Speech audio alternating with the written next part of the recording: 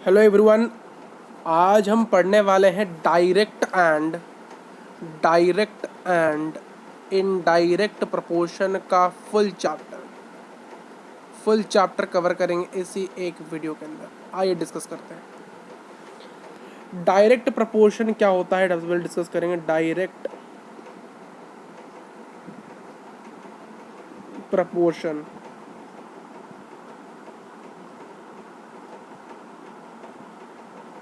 ये direct proportion क्या होता है। मान लिया मैंने एक x है और एक y है, ये दोनों दो डिफरेंट क्वांटिटीज, ये दोनों दो डिफरेंट क्वांटिटीज हैं। अगर मैं कहता हूँ जो x और y है जो डिफरेंट क्वांटिटीज है, अगर ये डायरेक्ट प्रोपोर्शन में है, अगर मैं कहूँ x और y जो डिफरेंट क्वांटिटीज है जो कि डायरेक्ट प्रोपोर्शन में है, तो इसका मतलब यह है कि अगर आप x को इंक्रीज करोगे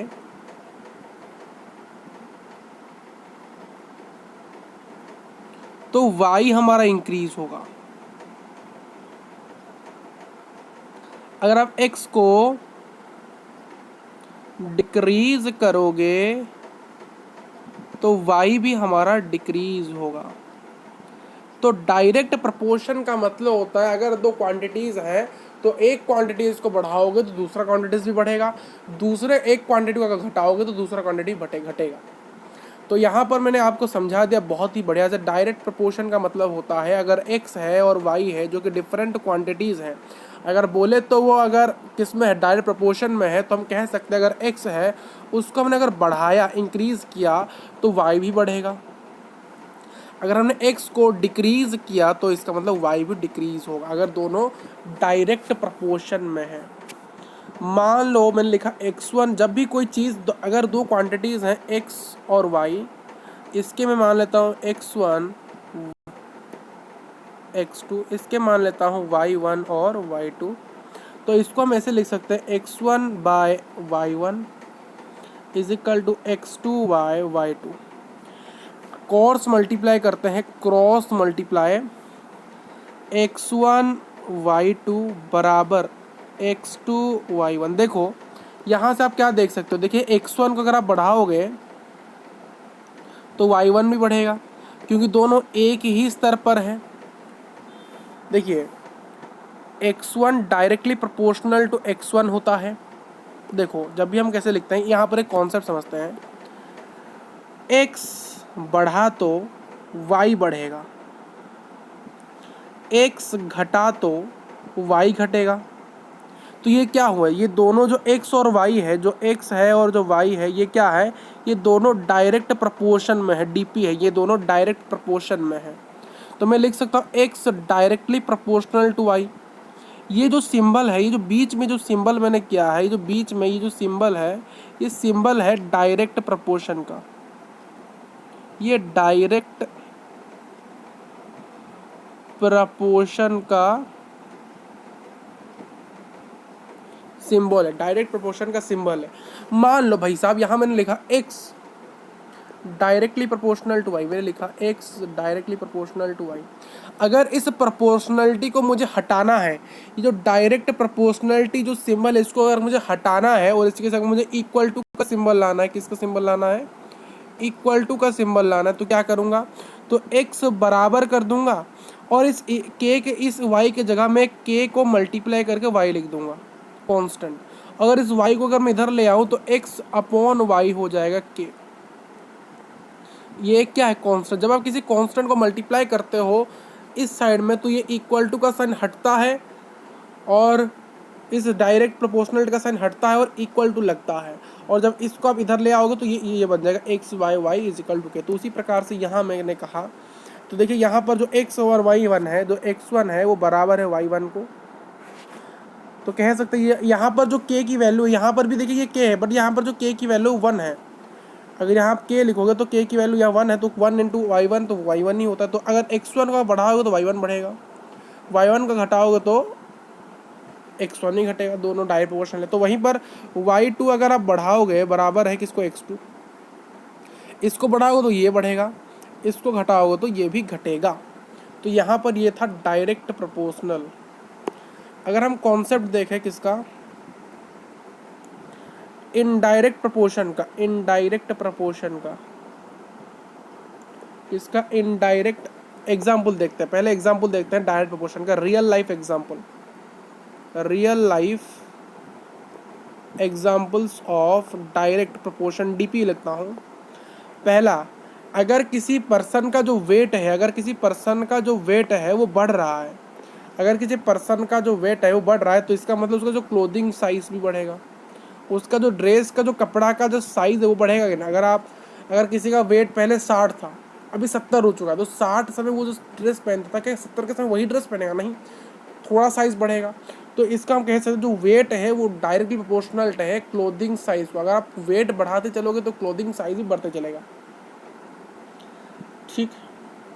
नेक्स्ट, अगर मान लो कोई घर बनाया जा रहा है, मान लो कोई घर बनाया जा रहा है, उस घर को बनाने में मान लो 10 लोग लगे हैं, तो ये जो घर बनने में कितने समय लगेगा? मान लो 1 साल लग जाता है। 10 लोग अगर बना रहे तो 1 साल लगेगा।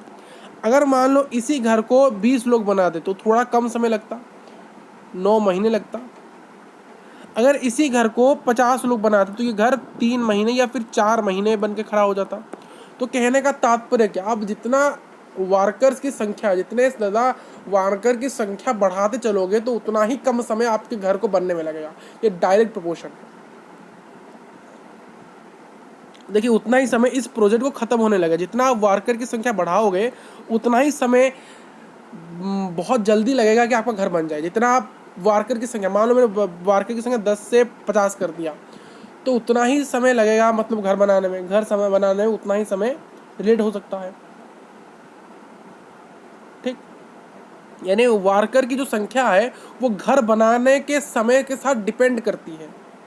नेक्स्ट, एक दुकान में, तीसरा, एक दुकान में कितने बनानाज है, जो बनानाज है वो रिलेट किससे कर सकते हैं? वो रिलेट करते हैं बॉक्सेस से। जितने ही बॉक्सेस होंगे उतने ही तो बनाना होगा, क्या उससे ज़्यादा हो सकते हैं? मान लो मेरे पास 15 बॉक्स है, मान लो मेरे पास एक डब्बा है, उस एक डब्बे में मान लो 10 बनाना आ सकते हैं, तो मेरे पास मान लो 5 डब्बे, तो 50 बनाना ही होंगे। क्या उससे ज़्यादा हो सकता है? नहीं, जितने बॉक्स उतने ही बनाना, डायरेक्ट प्रोपोर्शन। नेक्स्ट कॉन्सेप्ट देखते हैं इनडायरेक्ट प्रोपोर्शन का। किसका सर? इनडायरेक्ट प्रोपोर्शन का कॉन्सेप्ट देखते हैं। Indirect proportion, sorry inverse proportion, वो डायरेक्ट था, ये इनवर्स प्रोपोर्शन का कॉन्सेप्ट देखते हैं। ये उल्टा है। मान लो x है और y है, ये दोनों डिफरेंट क्वांटिटीज़ हैं, ये दोनों डिफरेंट क्वांटिटीज़ हैं, और मैंने कहा ये दोनों x और y जो है ये इनवर्स प्रोपोर्शन को मैं IP लिखूंगा, हर बार मैं IP लिखूंगा। मान लो ये दोनों क्या है? इनवर्स प्रोपोर्शन में। तो इसका मतलब क्या है? अगर x को मैंने इंक्रीज किया तो मेरा जो y है वो डिक्रीज कर जाएगा। अगर मैंने y को इंक्रीज किया, अगर मैंने x को डिक्रीज किया, या फिर x को मान लो मैंने अब डिक्रीज किया, मान लो मैंने x को क्या किया? डिक्रीज किया, तो मेरा y क्या हो जाएगा? वो इंक्रीज कर जाएगा। यानी x बढ़ेगा तो y घटेगा, और x घटेगा तो y बढ़ेगा। तो यहाँ से हो रहा है x is directly proportional to 1/y। ठीक, ये जब भी आप इस प्रकार से लिखते हो, x प्रोपोर्शनलिटी का सिंबल और 1 समथिंग लिखते हो, तो इसका मतलब ये जो सिंबल यहाँ पर, ये जो सिंबल ये यूज़ हो रहा है, और ये जो सिंबल यहाँ यूज़ किया रहा है, ये है इनडायरेक्ट प्रोपोर्शनलिटी। ये है इनडायरेक्ट प्रोपोर्शनलिटी, वो था डायरेक्ट प्रोपोर्शनलिटी। ये जो सिंबल यहाँ यूज़ होगा, और स्थिति इस प्रकार की रहेगी, और सिंबल ये यूज़ होगा, तो इसको हम कहें इनडायरेक्ट प्रोपोर्शनलिटी। इसका मतलब यहाँ पर क्या है? जब x को बढ़ाओगे तो y घटेगा, जब x को घटाओगे तो आपका y बढ़ जाएगा। और यहाँ पर जो स्थिति होती है, यहाँ पर x इनवर्सली प्रोपोर्शनल 1/y है।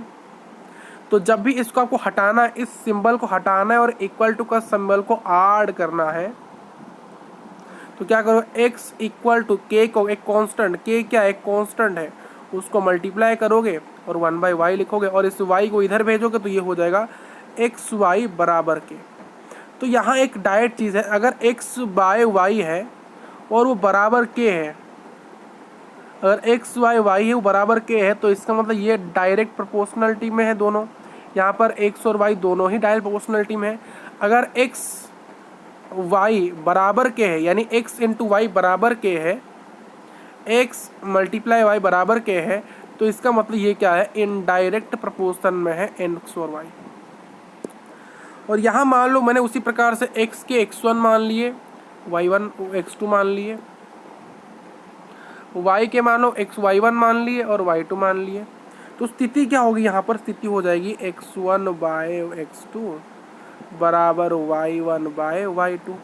क्रॉस मल्टीप्लाई करो, x1 y2 बराबर y1 x2। देखो ये x1 है,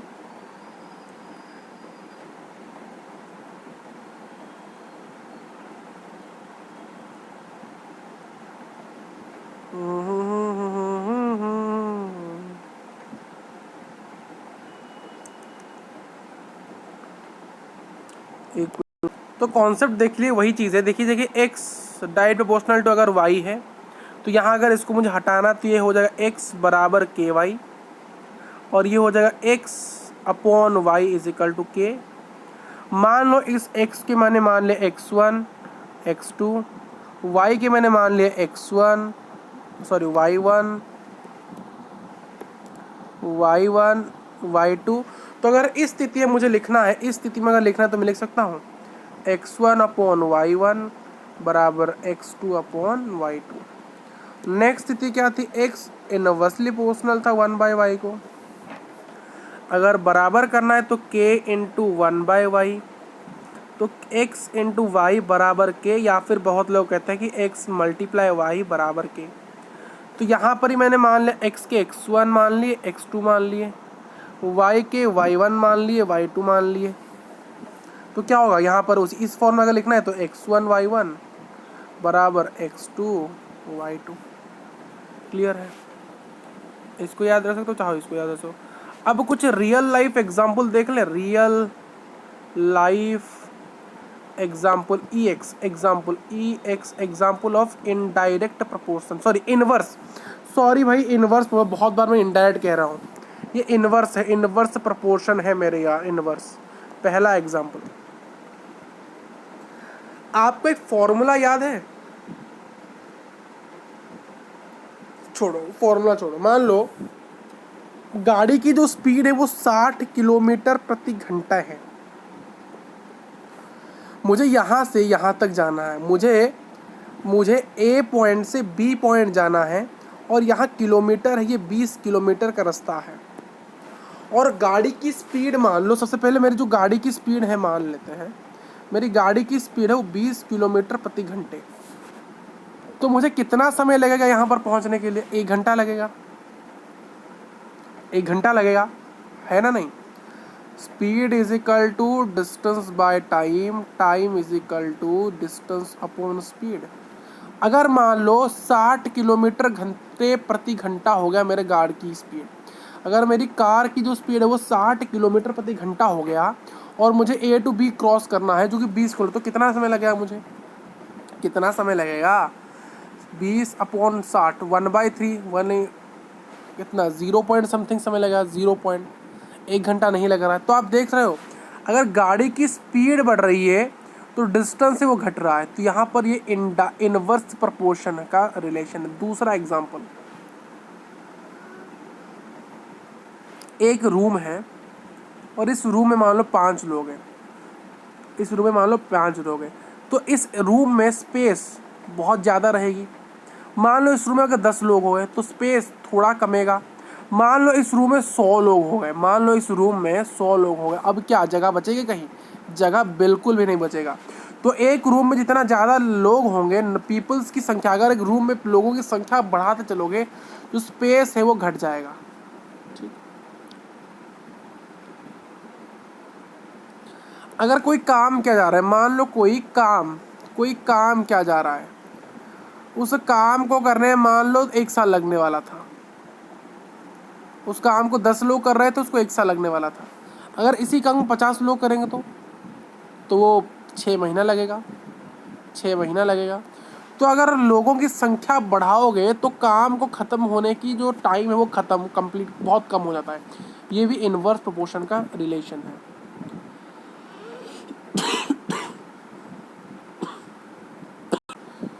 तो यही था आपका पूरा चैप्टर। मिलते हैं नेक्स्ट चैप्टर की ओर, तब तक के लिए bye bye and thank you for watching this video.